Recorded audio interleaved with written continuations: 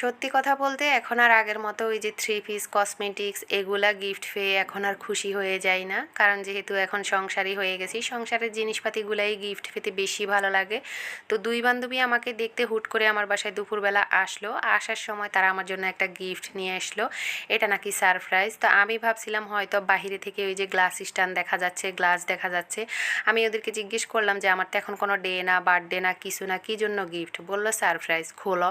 তো আমি বললাম যে যেহেতু সারপ্রাইজ তোমরা আনছো, তোমরা খোলো, আমি একটু ভিডিও করি। তো বান্ধবীকে বললাম, আর সে খুলতেছে। আসলে কিসের জন্য গিফটটা আনছে কিন্তু আমার মানে এখনও জানা নাই। তবে খোলার পরে দেখলাম যে এটা গ্লাস স্ট্যান্ড বা গ্লাস কোনোটাই না, এটা হচ্ছে একটা সার্ভিং বোল ছিল আর একটা চায়ের কাপ ছিল। মানে ওরা আলাদা আলাদা ইয়ে করে আনছে আর কি। যাই হোক, সার্ভিং বোলটা অনেক সুন্দর ছিল। তো ওদেরকে অনেক অনেক ধন্যবাদ যে মানে আমাকে এত সুন্দর একটা গিফট দেওয়ার জন্য।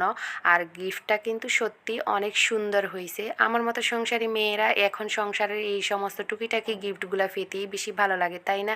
কি বলো আপুরা? একটু কমেন্টে জানিয়ে যাবা। আর বান্ধবীদেরকে অনেক অনেক ধন্যবাদ।